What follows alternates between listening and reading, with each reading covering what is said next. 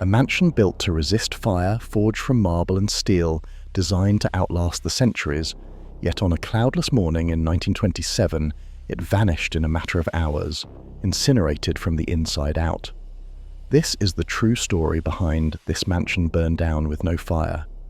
The official records blame no storm, no arson, and no faulty wiring. Survivors recall white-hot flames erupting where only cold stone should have stood. Engineers found columns warped, limestone fused, but almost no ash, conditions that defy every law of physics. How does a fireproof palace destroy itself with no fire? The answer starts with an ambition so great it turns safety into catastrophe. In 1903, John A. McCall set out to build a mansion that would defy disaster. As president of New York Life Insurance, he understood risk better than most. His answer was stone, steel, and marble, materials that promised permanence.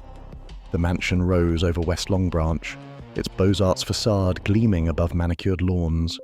Inside, marble ballrooms stretched nearly the length of a city block. Skylights of thick cut glass crowned the central courtyard, flooding the interior with sunlight. Every arch and column was calculated, every surface chosen for strength as well as spectacle. The architects, McKim, Mead and White, layered plaster over steel beams, then sealed those within experimental hollow tiles, an innovation meant to block both flame and smoke. The result was a structure that seemed to shrug off the hazards that haunted other Gilded Age estates. Advertisements called it fireproof. Neighbours called it a palace. Even the plumbing glittered with gold plate, while conservatories sheltered rare orchids behind walls of glass and stone. McCall's vision was not just luxury, but legacy, a fortress against time and accident. Yet, in the pursuit of absolute safety, the design introduced unseen risks. The same hollow tile chambers that promised protection also created hidden pathways inside the walls. The very features that made the mansion a marvel would soon become the source of its greatest vulnerability.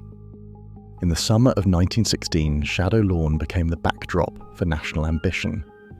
President Woodrow Wilson chose the mansion as his base for re-election, transforming its marble staircase into a pulpit for wartime speeches. Crowds gathered on the lawns, listening as Wilson promised stability in a world at war.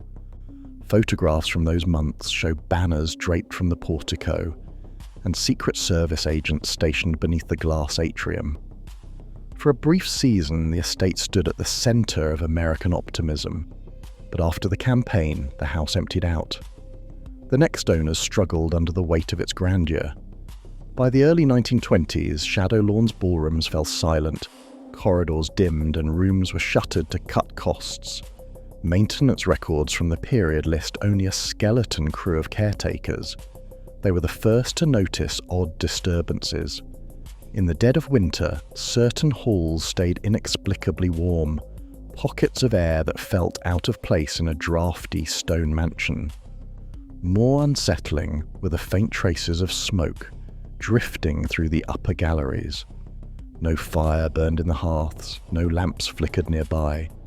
Staff whispered about the smell, describing it as old ash, sharp and persistent, but impossible to trace.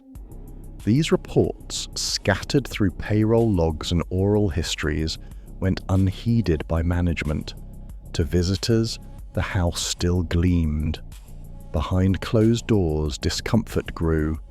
The mansion's reputation as a fortress began to slip, replaced by a quieter anxiety. Something beneath the marble and steel was stirring, and the first warnings arrived not with a blaze, but with a subtle, persistent heat. September 26, 1927 began like any other morning for the handful of caretakers inside Shadow Lawn. Just after dawn, as frost still clung to the lawns, a low hum rippled through the stone corridors, a sound they described later as neither mechanical nor natural, more like the vibration of distant machinery, but with no source. The caretakers paused, listening. Within moments, a thin ribbon of smoke curled upward from the center of the mansion's roof, not from a chimney or stove, but straight through the glass panels of the main atrium. There was no warning, no spark, no visible fire in the rooms below. The first visible sign was that strange white smoke, rising almost silently, too pale and too clean for a typical house fire. One of the staff rushed to the upper galleries, searching for the source.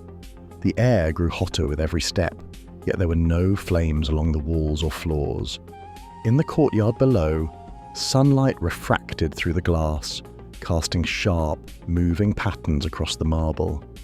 Then, with a suddenness that defied explanation, flames erupted from the roof itself.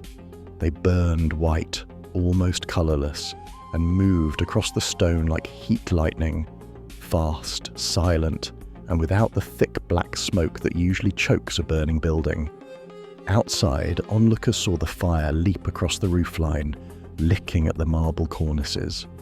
The mansion, built to outlast disaster, was consumed from the top down. Within minutes, the so-called fireproof palace was fully ablaze, the hum fading beneath the roar of the impossible fire. Flames raced across the roofline, moving faster than anyone could follow. By the time the first engines arrived from West Long Branch, the mansion's upper galleries were already collapsing inward. Firefighters expected to find a stubborn blaze trapped inside stone walls, but instead, they faced a heat so intense that water from their hoses hissed into steam before it touched the marble. The air shimmered above the lawns. Columns that had stood for decades buckled in minutes. Steel beams, once hidden behind plaster and tile, warped and bent, dropping whole sections of ceiling into the ballroom below. Crews tried to reach the heart of the fire, but every entryway was blocked by walls radiating heat like kiln doors. No familiar patterns, no smoke-choked stairwells or smouldering carpets, just a relentless surge of white-hot energy, almost silent except for the sound of stone cracking. In less than 2 hours, the structure that had been called fireproof was reduced to a gutted shell. Nearby wooden buildings, expected to ignite first, remained standing, untouched by the inferno that consumed the palace. The scale of loss was total. Not a single room survived. For the firefighters trained to battle flames in timber and plaster, this was a different kind of disaster, one where the old rules no longer applied. The mansion's promise of permanence had failed, not gradually, but all at once. After the fire, what remained of Shadow Lawn confounded every investigator who stepped inside. Marble columns, once flawless, now bowed and rippled as if softened by impossible heat. Steel beams twisted into arcs, some fused to the stone they were meant to reinforce. Where limestone lined the upper galleries, the surface had glazed and, in places, fused. Evidence of temperatures far beyond any ordinary house fire. Yet the scene lacked the usual clues. No charred timbers, no pools of ash, and not a trace of accelerant. The building's electrical system had been disconnected for weeks, ruling out a wiring fault. Laboratory analysts, summoned from Trenton, could only record the deformation, marble warped, steel collapsed, limestone vitrified, without identifying a source. The facts pointed to a fire that burned hotter and faster than any they had studied, but left behind more questions than answers. The hollow tile fireproofing, once hailed as a triumph of modern engineering, remains at the centre of Shadow Lawn's unresolved mystery. Some modern researchers argue those air-filled tiles acted less like a barrier and more like a hidden network, channeling heat and smoke through the mansion's walls. When Hubert H. Parsons rebuilt on the same footprint in 1930, he doubled down on concrete and steel, determined to erase the past. Yet, winter surveys at Monmouth University still record faint warmth rising from the old foundations, traces that defy the cold above. University staff and students speak of sudden temperature shifts in sealed rooms, as if the ground itself remembers the fire. Decades later, the question lingers: did the mansion's design create a perfect storm, or does something deeper continue to smoulder beneath the stone? In 1927, the original Shadow Lawn mansion, advertised as immune to flame, was destroyed in under 2 hours. Investigators found warped marble, twisted steel, and fused limestone, but no evidence of accelerants, arson, or electrical fault. The wiring had been disconnected weeks before, and no storm was recorded that morning.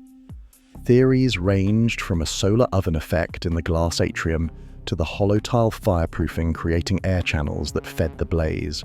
Yet, engineers could not explain how such intense heat formed inside a stone and steel shell. Today, the rebuilt mansion stands on the same site, now part of Monmouth University, where staff still report unexplained warmth in winter and temperature shifts in old foundations. The cause of the 1927 fire remains unproven.